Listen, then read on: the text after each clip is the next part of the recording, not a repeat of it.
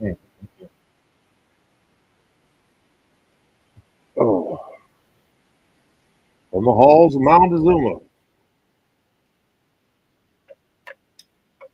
to the shores of Tripoli,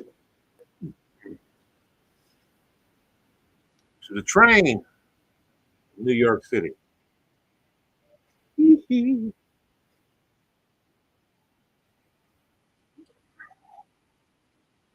Yeah. Um. I I don't know who's following this, and well, I'm hoping that somehow or another I can reach out to a couple of people just on this subject. Because we have a lot of things going on in this world that seem to be uh, very emotionally engrossing on so many different levels, no matter where you're at on this earth right now. And yet here we are, 2023 in May. We just did the whole May the 4th be with you and Cinco de Mayo.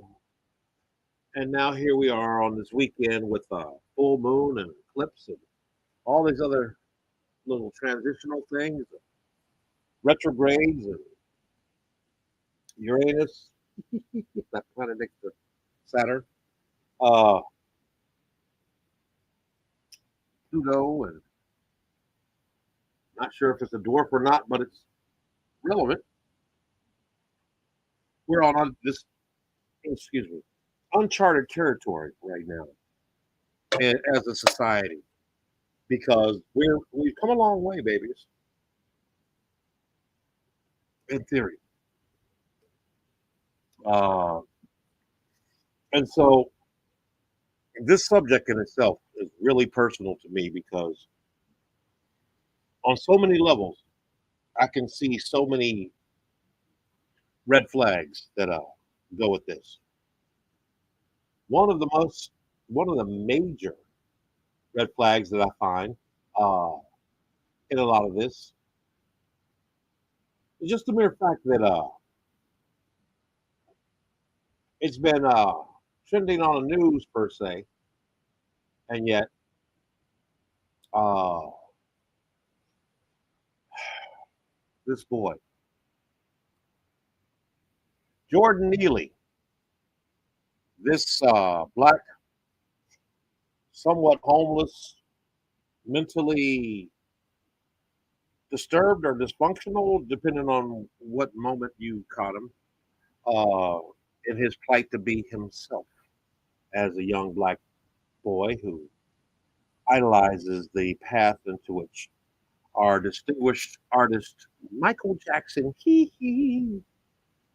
in such a dramatic form that, and just reflecting back on just the, oh man, the odds, oh, man, I wish that I can get this out to somebody out there where I can at least possibly, um,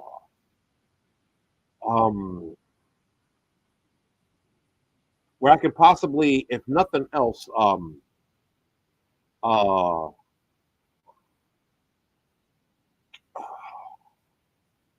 get maybe someone to join me.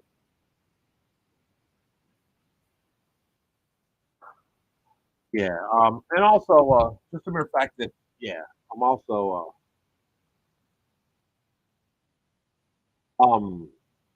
helping my man, house man, stuff in the background, and for that reason, I'm proclaiming the substance into which is in the background music as um, fair use. Uh, this is not your typical average whatever, and so for that reason, I don't own anything but what I'm doing right now. And for that reason, you have been forewarned and informed.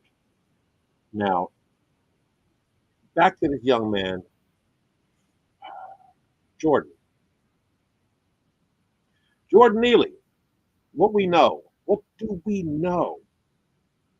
What we do know is that this young man, this young black boy, is no longer with us in life and or spirit, just due to the mere fact that he was having a bad day. Not just any kind of bad day, but we've all had those bad days, but we've had home training, and yet this homeless black boy was once again in his element and very upset just due to the mere fact that he was hungry and broke and tired. And surely, if he could at that moment, he would have hee, please, somebody help me. But instead, he was in his frustrated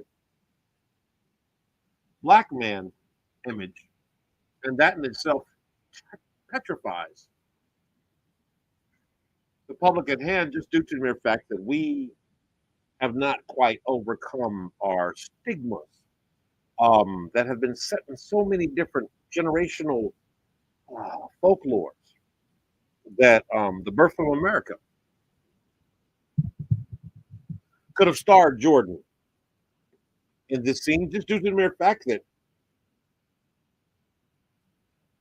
what I really want to start with, what I really want to at least first and foremost try to relay is just the mere fact that I am a Marine in good standing. I'm honorably discharged at this point and also disabled to a certain degree. And yet I'm able bodied enough that as I witnessed this scene, I imagined if this whole scene played out just a little different racially. What if it was a black Marine and two other subjects of color whom just took it upon themselves to subdue this mentally distressed white homeless person on this train for the sake of the safety of everyone that they felt deserved to be protected that day, that moment. Now we already know that New York's train systems has got some characters that are far more extreme than what young Jordan displayed as an excuse for the action or the reaction that occurred to exist to the point where what stands out the most in this audacity seems to also be some portions of, I'm not sure how many people are following this story, but at first I was like, Semper Fi, you know, he was a Marine and he took initiative. And yet then I really honestly start paying attention. And I realized that, if you stop breathing for 6 minutes, you're brain dead. Um, and yet this whole scene played out longer than George Floyd. And yet, as much as I've struggled to not make this new Jordan man our next George Floyd, or for that reason, whoever else out there that we now have as key code names. Reality is that this is also a very, very, very important discussion on mental health and how the public perceives it differently for people of color and others whom they may and you know have a certain amount of sympathy for, more so. Um, If those three people took down that poor white man, they would have been hoodlums. The mere fact that while three of them were there, there's a lot of us out here of color, especially, who are suffering on a daily basis with the struggle of this post-traumatic slave syndrome. We have these instinctual kind of flashes that occur when we see traumatic events and whatnot that remind us of other traumatic events. And in this one, watching this long video of this boy living his last minutes alive on in an environment that he has grown accustomed to being more comfortable than being at home or sleep up under a bridge. Considering his past recordings and performances that were mostly in and around those train stations. So he wasn't just some deranged black dude with an AK-47 walking in. Oh, I'm hungry. Oh, I'm broke. I'm sick of it all, and everybody's got to go. None of that really transpired, and yet they got perfectly good footage of the end result. They don't have the how did it start? How did they all of a sudden go from acting like they're just afraid to I'm gonna get you, crazy Negro? Man, it's so many bad jokes in this whole scene. Just due to the mere fact that wow, even Michael Jackson, if he was alive today, would sit back and say, "Now that would be the next way that I would film Thriller." Or I'm bad. I'm bad. Who's bad? Oh man, this is really um it's really doing a number on me. And I'm gonna have to be brutally honest enough that I'm taking the time to put this out there. I'm putting my whole heart on this one because as a black Marine in good standing and a fan of Michael Jackson, like you would not believe.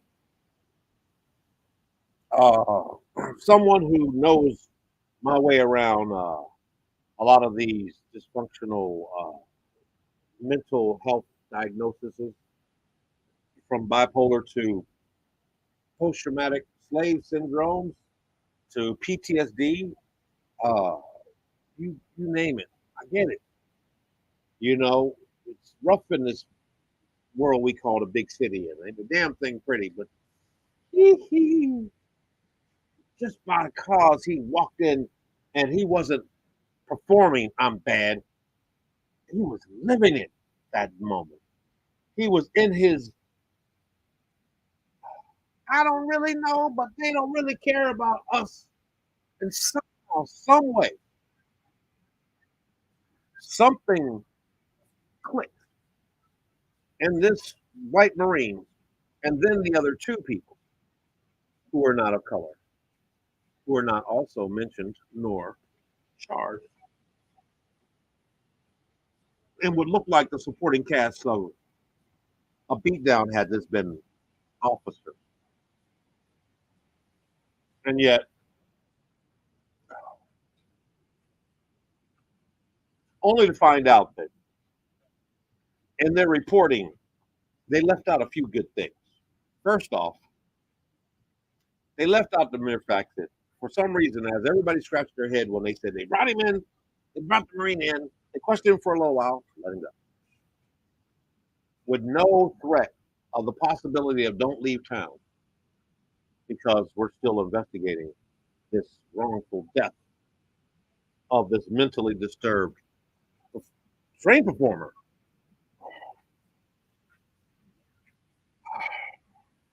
New Yorker, born and raised, didn't matter what clicked in him to the point where his parents are now having to deal with the mere fact that he's homeless, not because they forced it upon him, because they had no choice but to allow this boy to be whom he is. He's trans sane. He's a boy with problems trying to not be a monster because he's having a bad day. Who's bad? Oh my God, man. A small portion of my Michael Jackson heart hurts. And just imagining how this Michael Jackson performer um, lost his life due to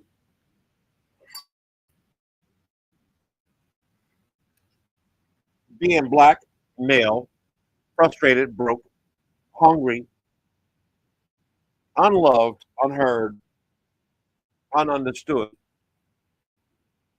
to such a degree. He didn't go in there throwing trash and kicking, pissing on people and and really, humping on old ladies or all this other craziness like that. They just said he just was having a fit. Who's bad? I'm hungry bad.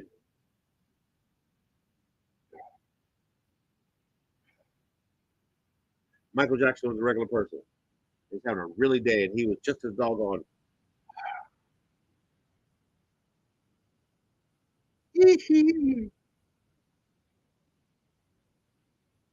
Walking through the stations of New York City, ain't a damn thing pretty. Getting on a train and disturbing the peace by just professing his need for charitable response.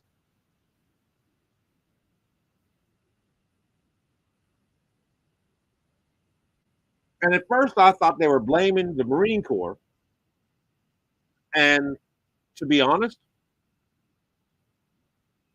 that's the only truth they described to us all the way up until probably now still. Rarely is anyone else, being told, oh, by the way, you do know that the Marine in question also happened to be the son of a New York Police Department colonel, too. So that blue line comes into question just because it's going to hurt even more when that boy is now on a path of being accused of a crime instead of rewarded with the citizens' reward from his pops. His own father. Son, I'm proud of you. You didn't grow up to be an officer like your dad, but at least today you became a lawman. You know how it feels to be in that moment when that split second you have to and react for the good of the people to protect and serve. And he served that boy a proper choking to such a degree that even Marines who've gone through that training also know that there is a difference between a blood choke when you're just trying to knock a motherfucker out because he's having a bad day. And you need to, calm down there.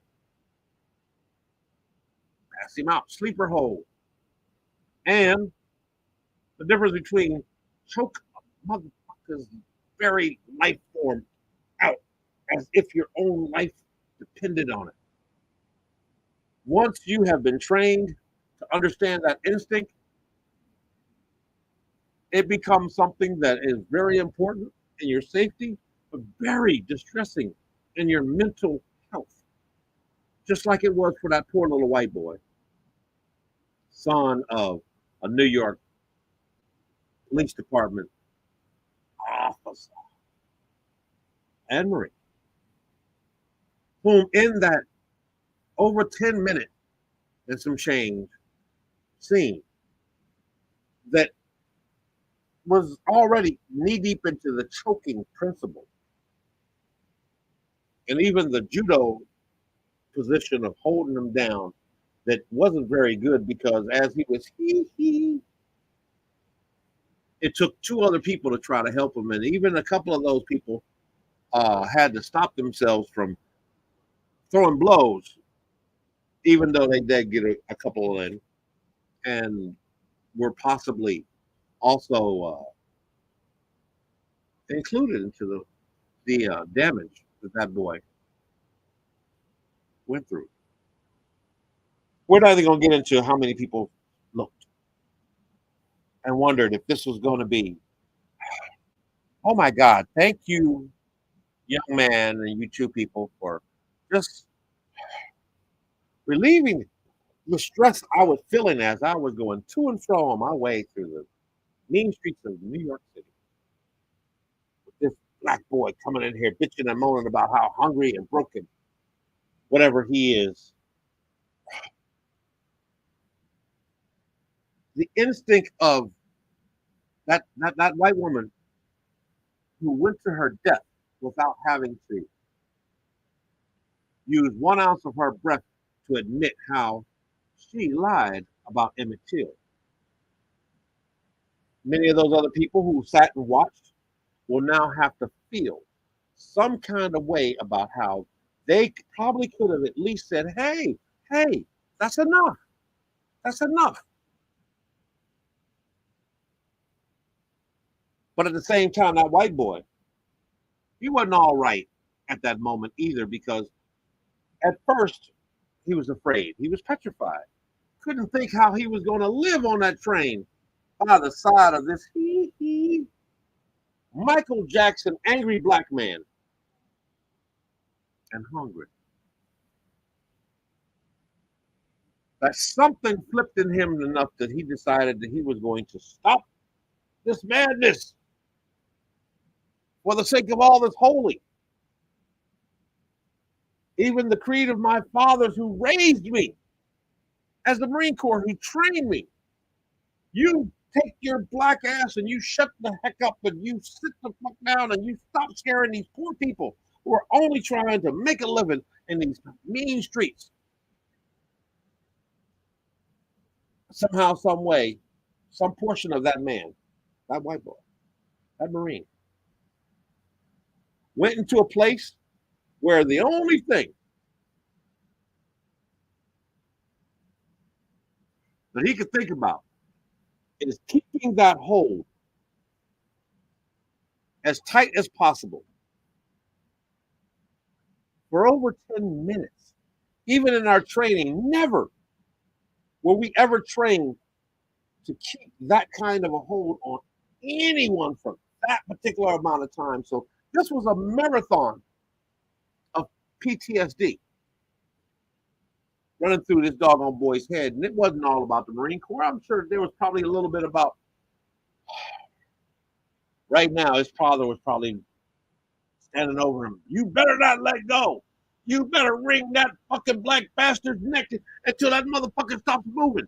You do it because you make me fucking proud. I'm not trying to incite any negativity towards anybody out there that might take this portrayal any kind of way or not. But mental health issues are not that simple. This race issue is not that simple. Because picture, if you will, a man, myself, as a black, elderly Marine, disabled, riding the train and all of a sudden, some damn drunk, white, homeless Elvis impersonator gets on a plane and gets on a train and he is so belligerent that you can smell the fear in everyone out there to such a degree that it just becomes a need for me to do something. Don't just say something, do something. And I take it upon myself to attempt to try to calm him down, and he goes straight into fight or flight. But we're on a train, so ain't no flight. And all of a sudden he goes at it, and I have to put that dog on. Got to put the hold on him. Hey, come on now. I am not messing with you. I'm not one to be sitting around here thinking that we gonna go to no, sir. You gonna shut up? You know what? You wanna breathe? Oh no, you ain't gonna be no. Now there's a couple other people. Yo, go. I got him too. I got his legs. I got his arms. And the end result, 10 minutes, 5 minutes, 3 minutes, is the officials to come in. And the first thing that would probably have been different is just the mere fact that they see my black ass and a couple other people probably of color attacking this poor white Elvis impersonator.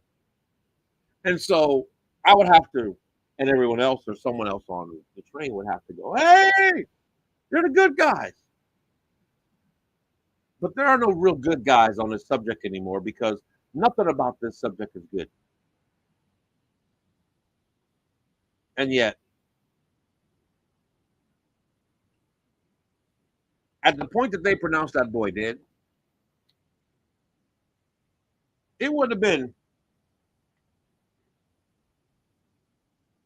not too long after the day would have been, all right, don't leave town. Matter of fact, why don't you just hang out here for a while? You're not arrested, but we're detaining you because we're not sure how we're going to. Wait for the coroner. The coroner said this guy was killed. He was not detained. He was killed. He wasn't selling Newports to try to eat. He was bitching and moaning about the mere fact that he would rather just be poor little Michael Jackson having a fit because none of them cared about him. I don't really know what they don't care about us. Whatever the song is, that was his vibe. It wasn't, I'm going to kick your butt. Somebody going to feed me up in this son bitch. I'm going to eat your babies. None of that.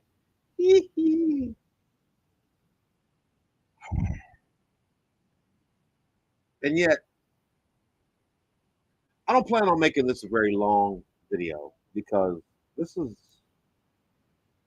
between me, you, and the walls at this point.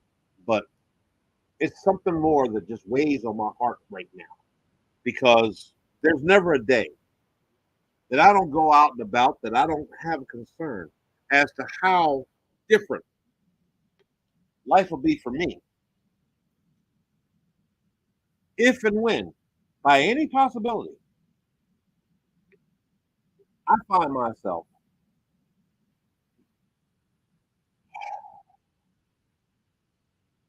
in some sort of predicament. All just because I had this heartfelt moment where I take it upon myself to do something as a veteran, as a man, as a black man, as a father, as a citizen.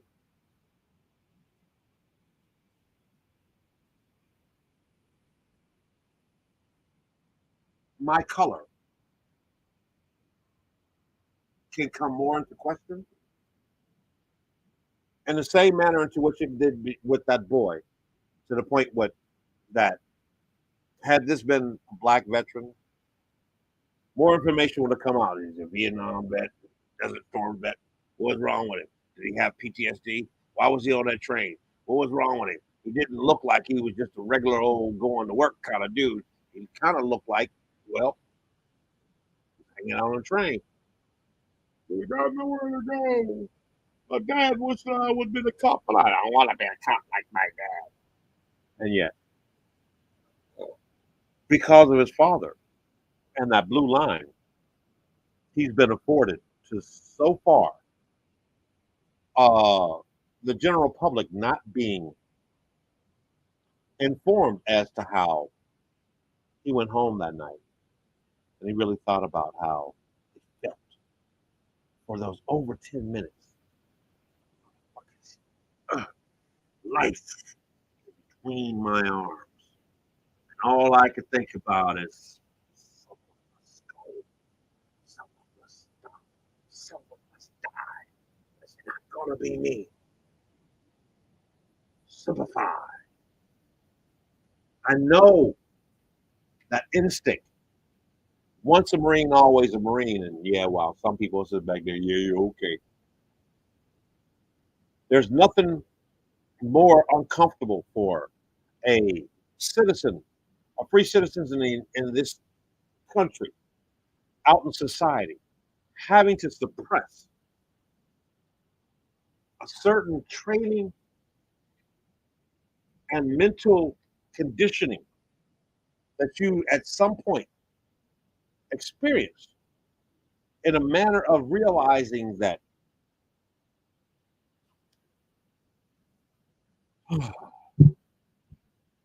I will defend my country, myself, my family, my people.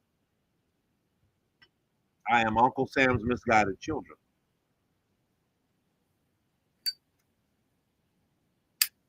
I will protect and serve. I will cry when they have a national anthem or see a flag go up and down. I will believe that the rest of my days, even if I have never been called to sacrifice my life, I still know that I've been on that line, ready to do so by oath, by training, by inclusion as a God deserving American in good standing. And yet, now that, more of this story is coming out and you're seeing, the family of Jordan, and the first question comes up when you see Jordan's real father is, how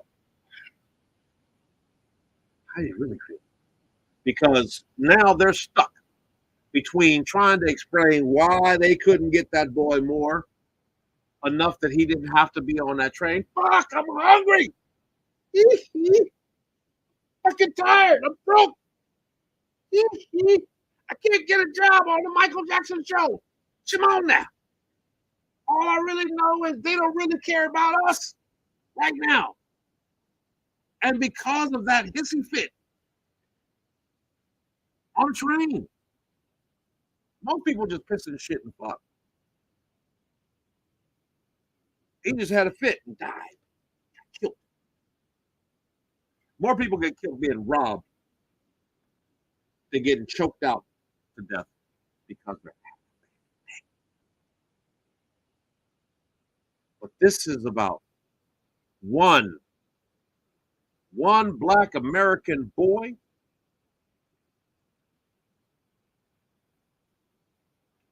who, if anything about him, forget about his criminal record.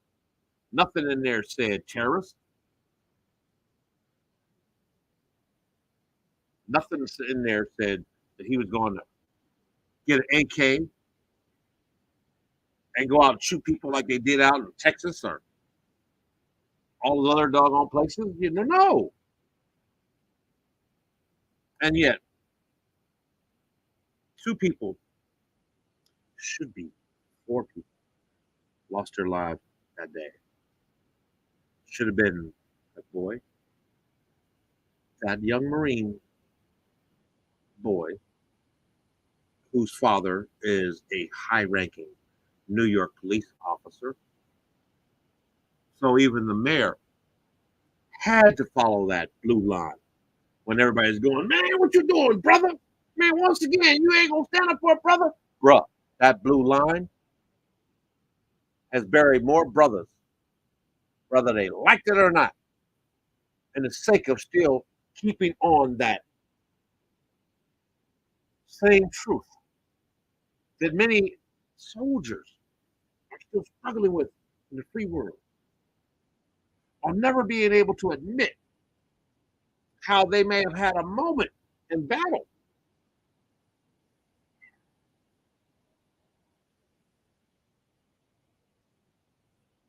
In the same manner that many people are just glad that there weren't smartphones back during pre-thing. This is deeper than just George Floyd. This is deeper because there's so many different levels of stuff that we've been sliding by while we're trying to make digital money, or we're trying to act like we're Democrats or Republicans, or we're trying to act like we're LBGTQIS, NMOPs, or we're trying to act like we're God-fearing, respectful Americans. The reality is,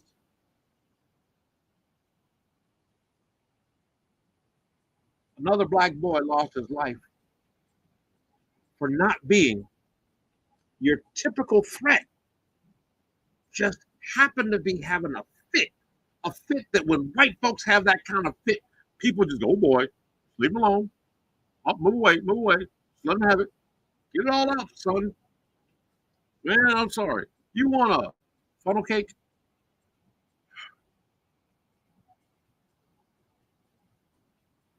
Man, um,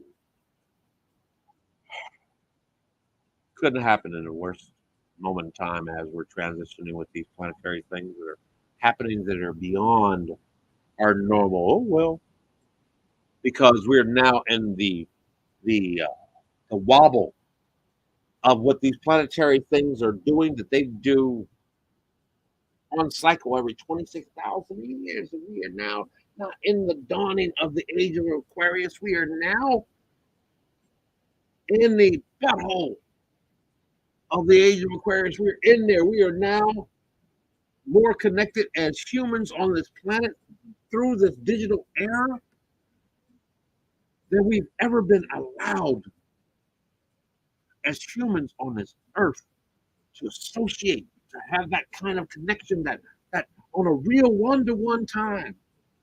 And yet more than 10 minutes.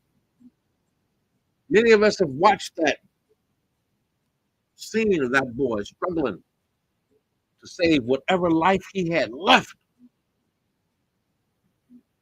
without even seeing how it ended.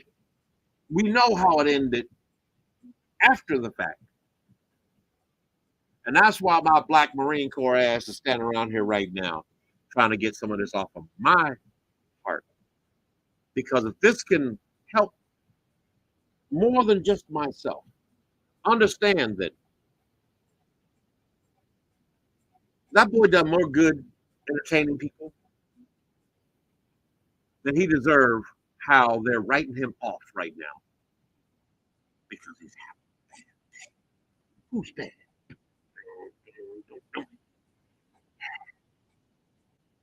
See, I'm here in DC. This is WNDC, NDC. We got a boy like him. He's one hell of a impersonator. I mean, he can get out there. I can only imagine how one day DC's own boy, the official Michael Jackson impersonator of the DMV, steps on the train in a hissy fit, having a bad freaking day. And for some reason, somehow, some white veteran dude just takes it upon himself to relieve everyone else of this wretch.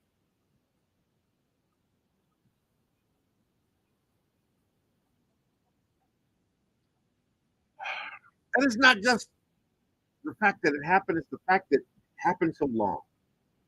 Martin Luther King said, you know, the biggest sin is not those who really just intentionally did something, but it's the so many who sat idly by and watched and said nothing and did nothing, like that woman did, Emmett Till, who also right now are having to deal with this experience that will forever affect them too. who they are. They're more luckier than the other two guys that they should be in the loop with the white Marine boy whose father's a cop. In this, I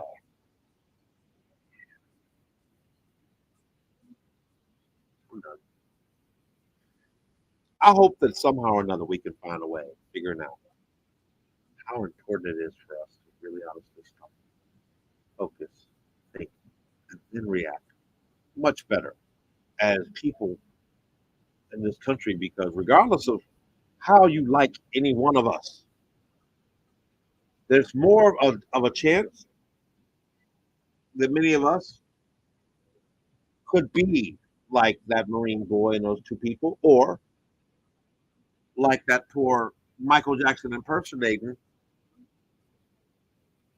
New Yorker, black boy, who in his whole life never expected that this would be how he'd be remembered. What I do know is that when that day was over, whatever that boy has gone through for all of his life to be who he's been, I'm not going to say that that Marine and those other two people and the people on the train and all that did him a favor, but it's going to feel some kind of way when his family gets rewarded in civil courts over this. Wow.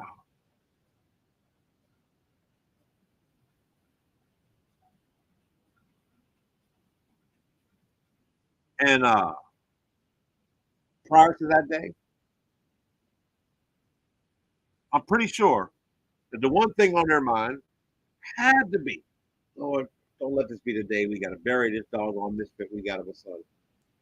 Could have been anything else, even a Marine.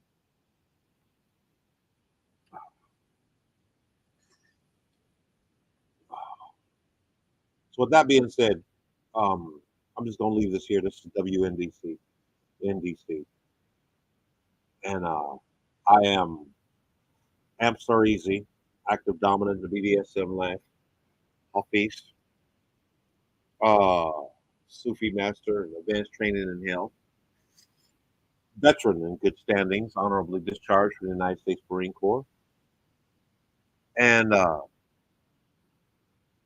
now I got one more little thing to put on the shelf of my PTSD and just being and just having gotten so far through so much. And here we are still dealing with this bullshit.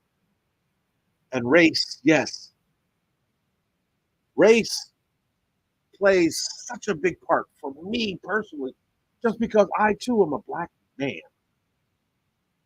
And I know that at any given moment in time that I just decide or I have this instinct to just lose it in public, if only for just a minute,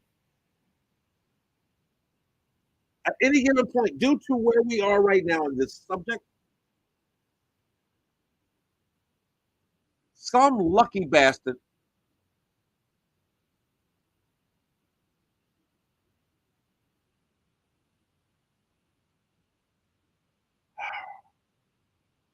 could take a bet that if we take this guy out, nobody's gonna miss him.